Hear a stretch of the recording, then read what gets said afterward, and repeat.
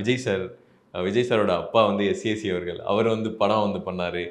அவர் produce பண்ணதுக்கு அப்புறம் தான் அவர் இப்ப விஜய் சார் வந்து பெரிய ஒரு ஸ்டாரா இருக்காரு.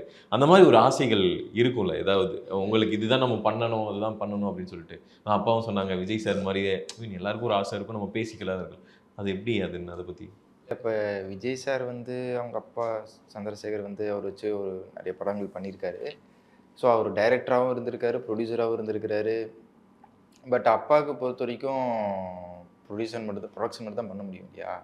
ஸோ அவர் காசு வீணாக்கிற கூடாதுன்றது நானு தெளிவா இருக்கேன். ம். 10 படங்கள் பண்ணணுன்ற அவரு தாட்ல இருந்தாலும், பட் 10 படங்கள்ல வந்து ஜெயிச்சு அந்த 10 படங்கள் போட்ட காச விட ரூ. 1 அவரு சம்பாரிச்சிரணும். சம்பாரிக்கணும். அப்படின்றதுல நான் ஏன்னா நம்ம வந்து சினிமால ஜெயிக்கிறோம், தோக்குறோம்.